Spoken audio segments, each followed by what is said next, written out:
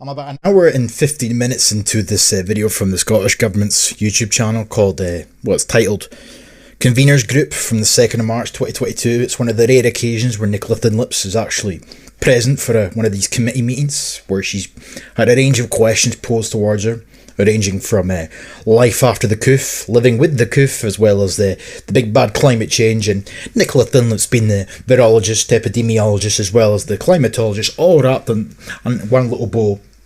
She's the perfect candidate to sit there and answer all these questions, these softball questions essentially. You know, I say softball because let's not beat around the bush here. It's not like she hadn't been prepped to a certain extent about what she was going to be asked, hence why she keeps using her beady eyes to look down at the paper that's sat in front of her fucking head. Nonetheless, I'll just get to the question that's about to be played by myself in just a second. I haven't listened to Nicola Thinlips' response, but I knew I heard the name Kenneth Gibson before. Kenneth Gibson, of course, is the man who poses the question to Thinlips. But he's the same man who a few months ago was in agreement with Nicola Thinlips during a COVID briefing where he posed a question, she agreed, where they both agreed that people who had not been vaccinated, such as myself, were selfish and irresponsible, as well as essentially stupid, etc, etc. You know, it was talking about, surprise, surprise, a declining birth rate, or a decline in demographics, future projections for Scotland. I'll tell you one thing that they will not suggest at all as a potential solution for the future, and that will be incentivising native births in any shape or form, because that is completely off the table, because we all know the only solution, the only viable solution, the only long-term solution, and the only aspired solution for these people is immigration, because we are expendable to these people. It's completely accepted as a political consensus from all of these people, despite the fact they've never once addressed this with the public. There's never been any debate, let alone a fucking conversation. It just seems to be a political consensus across the board that due to a decline in demographics, we will need immigration in the future. Despite the fact, if you think about that and you take that to its logical conclusion, mathematically speaking and all that jazz, it means the end of us as a people. So I just find it fucking baffling that time after time after time, these people remain completely oblivious to even the mere suggestion of incentivising native births. Nobody is suggesting that it would work if you tried to go down that path, but the mere fact they won't even address it, let alone attempt it, showcases to me intent to completely obfuscate it from the conversation. Thank you and good afternoon, First Minister. In evidence taken on the Scottish Budget, witnesses expressed great concern at the demographic challenges facing Scotland as the size of our workforce declines relative to our overall population, and this is likely to result in falling income tax receipts whilst welfare spend increases, impacting on fiscal sustainability. Yesterday at Committee, University of Scotland said that the priority must be to make our economy more competitive to attract people of working age from beyond our borders and encourage more Scots to spend their working lives here. So while we lack powers over immigration, we can still attract workers from elsewhere in the UK. So how will the Scottish Government address these demographic challenges? Minister? Well, demographic challenges are facing all countries, but they're particularly acute in a Scottish context, and they have, clearly a big impact on the future sustainability of our public finances. Now, there are short technical things we need to do, technical but very important things in terms of the spending review, the review of the fiscal framework, which will determine to some extent the flexibilities year on year that a Scottish Government has to manage some of this. But fundamentally and longer term, it's about ensuring that we have a population that is fit for the modern economy that we're seeking to create. Now, we seek to encourage people to come here. We do that in a number of ways. We do that through the international marketing campaigns to encourage people here. We encourage students to come and study here and then try to encourage them to stay. We work with businesses to recruit internationally, and we will continue to do all of that happily for Scotland. I think we have an absolutely fantastic prospectus to put to people in terms of everything that we've got to offer, from the sectors that are at the cutting edge of the developments we're seeing globally right now, through to the beautiful environment that we have in Scotland for people to live in, the quality public services we have in Scotland.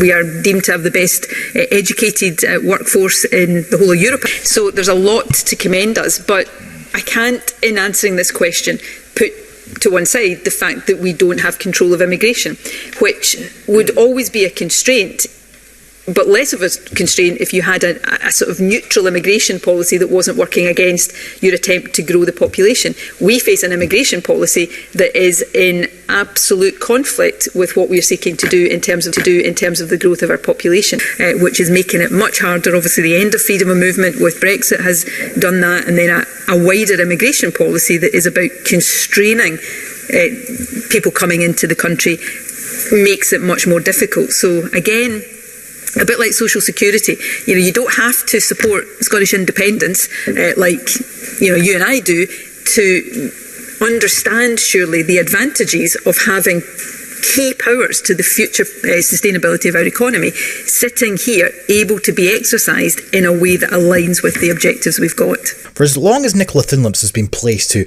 represent the SNP, one thing has been relatively consistent throughout all that time, and that is the never-ending crybaby routines that come out on full display year after year after year. Sometimes they take different forms, and sometimes there's a variation in terms of the excuses that are given or the justification for why, but it's always the same when you scratch beneath the surface. Constantly talking to no end about the requirement to have an immigration system that's tailored to Scotland's needs. And you heard it right there. I just played a good portion of that exchange before pausing the video. She uses the fact that Westminster's immigration policy is at odds with what Scotland requires. The matter is that throughout all that time that the UK was part of the European Union with freedom of movement at its disposal, the vast majority of immigration that came to the UK annually, they wished to settle in England. And that's still the case today, despite the fact we're not in the European Union, or at the very bare minimum, we're not benefiting from EU freedom of movement per se. There's no fucking difference. Just fucking sick hearing it. Absolutely sick hearing it.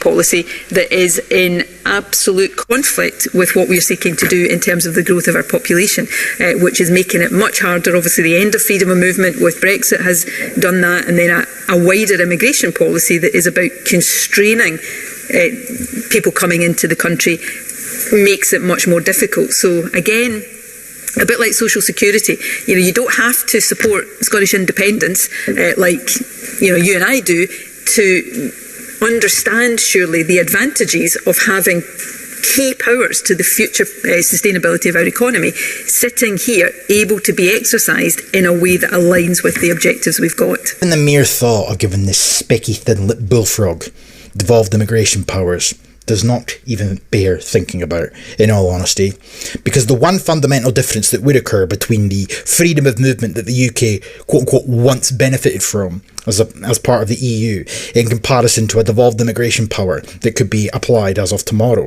would be that if they could not attract from the European Union, they would simply look further afield. And therein lies the crux of the problem, and therein lies the crux of the long-term agenda as far as I'm concerned. This is what I believe is the long-term plan. All in the name of sustainability at the end of the day. There's a continent out there called Africa, which is teeming with life, teeming with all those doctors, engineers, and potential scientists, etc., all desperate for a better life in an overpopulated continent. And let's not forget as well, they've got the perfect excuse to leave because climatologist Sturgeon, she's quick to remind you every 2 seconds if you give her half a chance that the planet is burning to a cinder, and sooner or later the African continent will become uninhabitable. And where are they all going to go? Well, it's already set in stone. The consensus is they're all going to come here, but that's fine because while that's all happening, we're not having enough children. So as we decrease, they can simply be imported here, and that, my friends, is how sustainability works in a nutshell. So that, in my opinion, is the long-term solution that Nicola Thinlips knows damn well is on the cards. But fucking sick to the back teeth of hearing the same tripe every single time somebody brings up the discussion surrounding declining demographics in Scotland. As I said, there's never ever any fucking acknowledgement or any talk about incentives to increase the birth rate, never any incentives to encourage young families or financial help for young families, nothing at all. And of course, why should we be remotely surprised? When the hell have you ever heard an ardent feminist advocating native births to increase? Priority number one in Rainbow Unicorn Land is to ensure that we eradicate gender equality. And how do we do that? Well, we have to ensure that every facet of society has a higher representation of the womans. So we can't, on the one hand, be encouraging women to get pregnant and settle down and get married, etc., while we're simultaneously trying to empower them. I think that's fundamental, but when you look at some constituencies in Edinburgh, there are 7,000-8,000 sometimes EU citizens who live in some of these constituencies. I've only got 200 or 300 in mine, and that's because the economy of North Ayrshire is not growing at the same pace as other areas of Scotland. So surely if we have strong economic growth, it will, at least initially, before we have powers of immigration, if assuming we get them with independence, to attract people from elsewhere in the United Kingdom, because that itself is critical. And of course many people from my area, as you will know, having left North Ayrshire, obviously yourself, move from there to other parts of Scotland and other parts of the United Kingdom. So how do we actually ensure that we deal with the situation as we are at this time? First Minister. We can and are and should do all of that. So, you know, a key objective of city and region deals, for example, is to support better, faster, more sustainable growth in parts of the country where that could be said to have lagged behind, and we're working very constructively with the UK government on that, and Ayrshire has benefited from that, and we want to encourage people, and we make a very open offer to people in all other parts of the UK to come and live and work in Scotland. But there is still a fundamental issue here. We can spread the cake, the existing cake, more thinly, and we can, yes, encourage people who are European citizens living here in Edinburgh to go and live in Ayrshire, and having grown up there, I think that is always a really good thing to encourage people to do. But actually what Scotland needs is to grow our overall population. This, of course, that she's referring to is growing the population. You know, and I've said it so many times before in videos when this issue has been raised, and that is the fact that choosing to import people, or having a desire to import people as a means to increasing the population, aka replacement migration, should be the last option. Should be the option that you would only go to if every single other possibility, option and choice that you have decided to try has failed. But we haven't got to that point.